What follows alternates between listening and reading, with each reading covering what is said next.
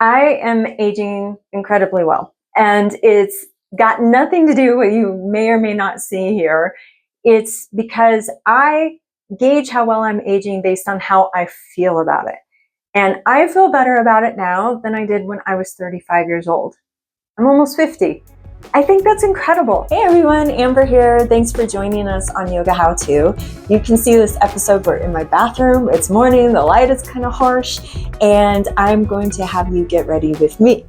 This is not a typical get ready with me video because who cares what I do to get ready, except that one of our goals with this channel is to share the how-to ways to really bring yoga into your life so that you can experience less suffering and more joy. This is a time of day that can be a pitfall for anyone, but I'm especially talking to my friends out there who are getting a little up there in the years like I am. I'll be 50 this year. I've been practicing yoga for 3 decades, and I use yoga to support me with this. And I want to share that with you so that it becomes a very practical thing you can put to good use in your life to experience less suffering and more joy. I mean, right? Why not? Yoga helps me tremendously with this. It supports us as we see these changes on the outside, as we start to experience either within our own bodies or our peers more disease, as we start to contemplate death, see more death in people of our own age group. Today's video is focused more on the external and getting to where that doesn't rattle us as much, because really we have a purpose here. I don't know what your purpose is. I don't know what divinity wants you to express, but I know it's not worry about age spots. I can promise you that. If we are putting all of our time and energy into those kinds of concerns, we don't have much left for the good stuff. I woke up and I've already repeated my Sankalpa. I felt it, and through that also worked on gratitude and a sense of connection with divinity. So before I'm even going to look through my senses at myself in the mirror, I have already connected with a greater sense of beingness and of purpose. And I think that's really important, is start with a solid foundation and then work from there, rather than starting God knows where. You know, if you dreamt about stress about work or everything else, your mind can be in any state.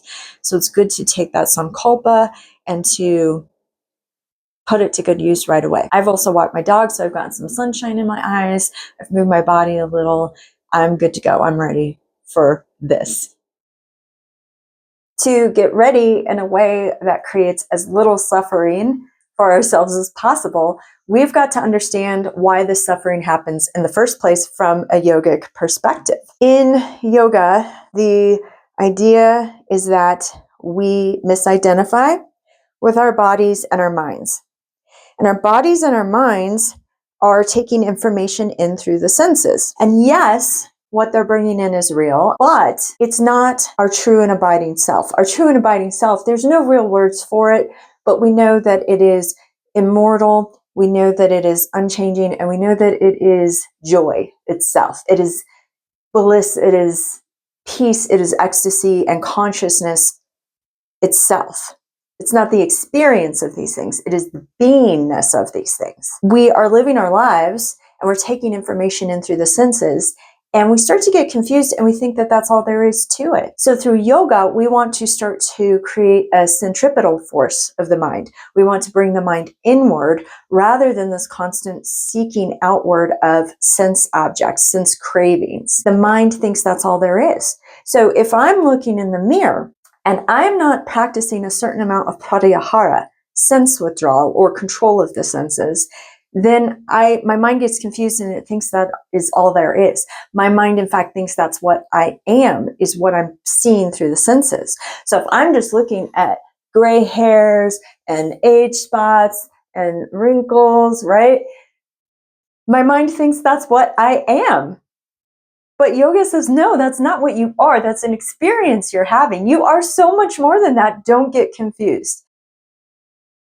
Practicing Pratyahara as we're getting ready means that as I'm using my oil cleanser here on my face, everything as you get older at least my experience, has to be oil, or you're just going to dry up and flake away and a strong wind will make you disappear. It means, yes, I'm looking at myself. I'm not denying the reality of myself in this mirror. I'm not denying the reality of my age, but I'm also not obsessing over it. I'm going to clean my face, but what I'm not going to do is go, oh my goodness, look at this, and oh no, this is deeper today and this is worse today.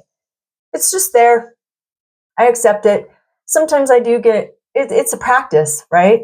So this practice of non-attachment, Vairagya, it happens in stages. And we support ourselves by limiting the sensory input. If I am overly focused on what's happening out here, then I'm reinforcing in my mind that that's all there is. Vairagya happens in stages. We don't just go from total attachment to the external world and what's coming in through the senses to total non-attachment of that. The stages along the way mean we release a little on the way, and we support ourselves by limiting what we're bringing in to the mind stuff through the senses. A little bit of sunblock now, and I'll mention as a digression that we still want to take care of our bodies. The sutras tell us one of the biggest obstacles, in fact, the first one mentioned, to achieving a state of yoga is disease. And of course, one of the symptoms of that is pain. So disease and pain are both impediments along the way, because it's hard to meditate. It's hard to remember we're more than our bodies when our bodies feel bad. All right, time for eyebrows, which I am a child of the 90s. I do my eyebrows. Luckily, I don't pluck them as thin as I used to. And luckily, they kind of grew back.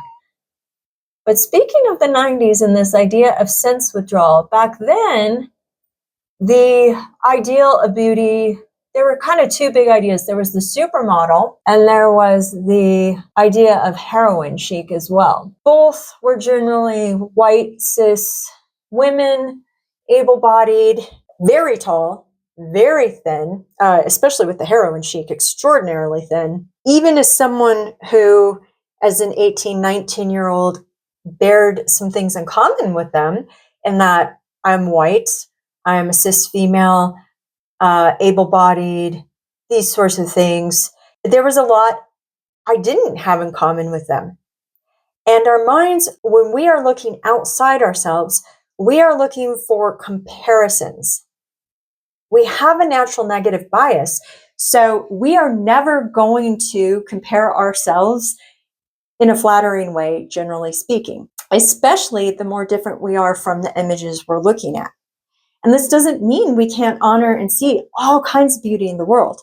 But the more we're looking at one kind, one way of being, one way of looking, the more that is affirming to our minds that A, this is what matters, and B, I'm not enough because I don't look like that. So what I did when I was 19, even though I loved fashion, I realized I can't keep looking at this because I'm never going to be 5'10", 5'11". I'm never going to be that thin. I've got hips, all of the stuff that was agonizing to, a teenager.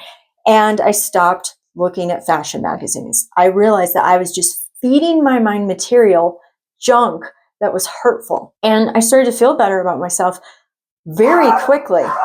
Now, as an adult, I practice sense withdrawal by limiting my time on social media, limiting who and what I follow, as well as being discerning with what I watch and being aware of how images are going to impact me. So the more we are different from something that is being set as a standard of beauty, the more we feel like we are not enough. Our minds believe this. They grasp onto it. And the more time we spend at that, the more we believe it. The world is going to throw enough of this imagery at us.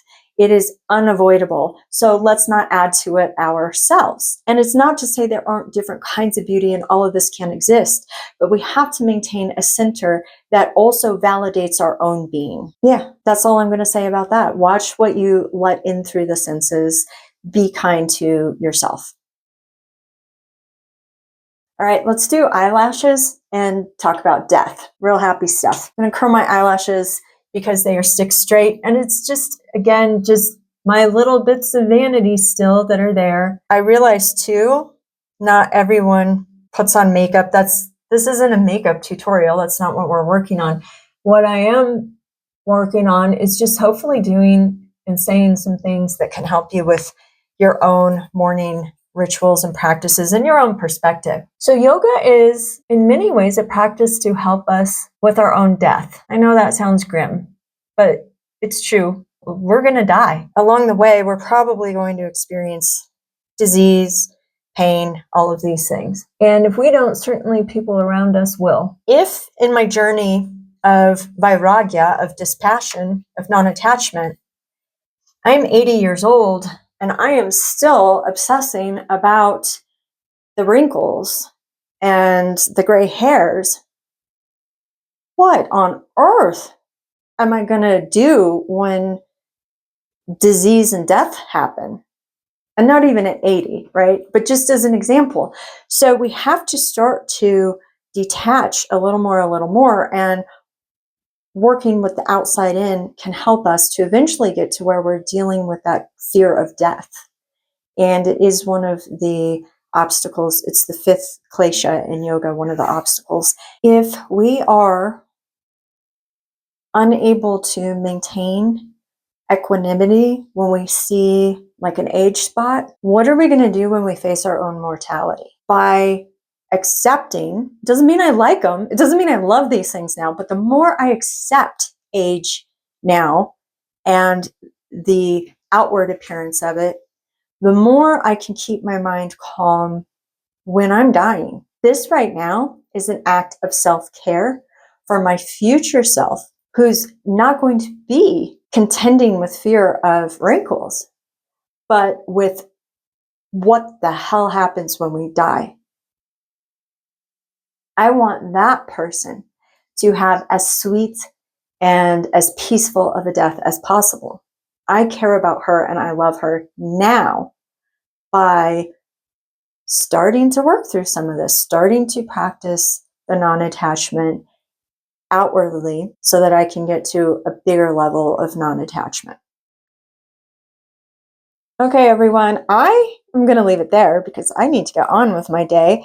And I've had to film this several times because I keep forgetting to do things like turn on my mic. Anyhow, I hope you've gotten something useful out of this. Clearly not makeup tips, but hopefully there are things you can use and weave into your own life that will support you on the journey of aging. That is my sincerest hope for you. I know how hard it can be. I know there's so much pressure from society to be a certain way, to look a certain way, and then our value is so tied around that.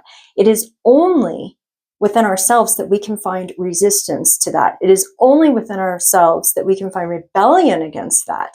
But it's not going to happen without consistent practice. And that includes our practice on the mat. It is so much harder if we are not doing asana, breathwork, meditation to be calm and to decide how we're going to handle seeing the changes in ourselves as we age. Thanks for being here with me today, friends. I hope to see you again next time. Please do keep our connection by subscribing.